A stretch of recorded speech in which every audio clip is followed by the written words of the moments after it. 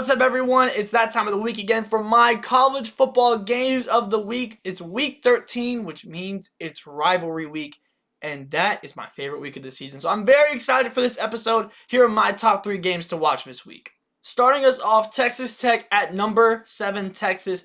You're going to hear this multiple times throughout this video, but the last time for the foreseeable future that these two in-state rivals will go head to head. And this game doesn't intrigue me particularly because I think that Texas Tech really should win this game or has a chance to win this game on paper, because that's not the case. Texas is better across the board. There's no reason football-wise on paper that Texas should lose this game. But that's why we love college football, isn't it? Because there's nothing more than Texas Tech would rather do than spoil everything for Texas. No Big 12 championship, no college football playoff. Because they're still in the running for everything right now. They're leading the race in the Big 12 right now. But Texas Tech has always kind of seemed just like the problem child in the state of Texas almost, where Texas always kind of struggles with it. Now, should they struggle this season? No. But that is what rivalries do. Because there's a different level of fuel. There's a different level of spite. And Texas is leaving. This is the last chance for Texas Tech to ruin Texas's day. Do I think it will happen? No. Should it happen? No. But that's why we watched the game. And that's why I'm excited for this game to see if it happens, because Texas Tech would love nothing more than to spoil Texas's season, and it could all end in one game.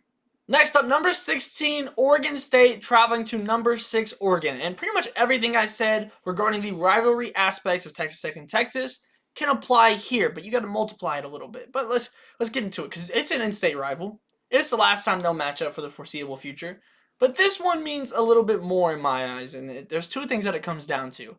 One, Oregon State's a damn good football team. They almost just upset Washington last week, only lost that game by 2 points.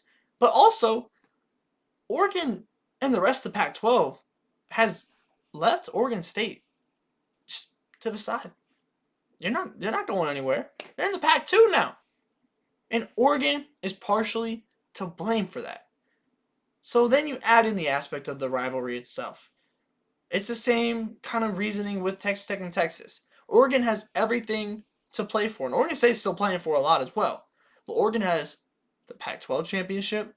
They have playoff aspirations still. They're still absolutely in the race to get in the playoffs, without a doubt. But Oregon State, after everything that has gone on with conference realignment, for the last time, for who knows how long, they play their in-state rival and can ruin everything for it. So now kind of getting on the field with it. I think that this comes down to Oregon State's rushing attack versus Oregon's really, really good running defense. Because that's where it feels like Oregon State has to be successful. Because I don't think the passing game is anything that I trust. It's going to come down to the rushing game for Oregon State. If they're able to get that together, I think that this game can stay close. And I think that Oregon State has a chance to win it. I do. But Oregon's run defense is amazing. Their defensive front is really, really good. So it's going to be tough. And I think that they're going to have to kind of just tough it out and try and make that happen to have a chance in this game. I think it's going to be close. I think it's going to be great and chaotic. I do think that Oregon wins this game and continues on to the Pac-12 championship, trying to avenge the loss that they took against Washington earlier in the season. The game of the week is the game. Number 2, Ohio State traveling to number 3, Michigan. These teams could be 500, both teams, and this game will still mean everything. Arguably the biggest rivalry in all of college football. And this year, it's basically a playoff playing game. The winner of this game will go on to face Iowa in the Big Ten Championship, a game that both these teams should absolutely win and move on to the playoffs. The loser only will have 1 loss, but surely will need some help across the board, across the nation, to get into the playoffs. This game could not mean more if they tried. It had to be a national championship. That's the only way this game could possibly mean any more at this point. One of the biggest rivalries with literally everything to play for on both sides. There's no spoiler here. Both these teams are very good. Both these teams are undefeated. Both these teams are in the playoffs right now. There is no spoiler here.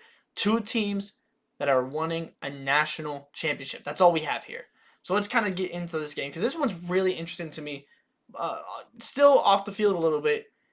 Michigan's cheating scandal could have absolutely just messed everything up. And it's done the exact opposite, it seems. This team is more unified than ever before, it sounds like. And I've never seen an undefeated team this far into the season have such a large chip on their shoulder. But Michigan does. And that is really, really interesting to me coming into this matchup because that chip can lift you up or it can weigh you down. And so I'm really intrigued to see how this team sticks together throughout this matchup because I think they will. And I'm excited to see what that does for this team. What's also interesting to me is that these are two undefeated teams that I think have pretty, like they're very good all around, yet still have a couple question marks. And I think I have question marks, honestly, for both quarterbacks. I don't know if I trust either of them in a game of this magnitude if the ball has to be in their hands and the ball has to go in the air. I don't know if I'm there yet to trust either of these quarterbacks, to be quite honest. So I think the team that can remove themselves from those passing situations as much as they possibly can, like Michigan didn't even throw a pass in the second half against Penn State. That's the level that they're at, and that's a completely different game and different reasoning, but that's where we're at with this. So the team that can remove themselves from forcing themselves to pass the ball as much as possible, whether it's third and long or late in the game being behind, whatever it is that can avoid those type of situations, I think that team will win this game. I'm 51% sure that Michigan's going to win it. That's all I got for it. That's as much as I'm going to make a pick. That's as much as I'm going to stand on it. 51% sure Michigan wins this game, but man, this could be an all-time classic in Michigan. All right, that's going to do it for my top games of Week 13. Let me know who you think are going to win these games, and if you have your eyes on any other teams this week, let me know down below.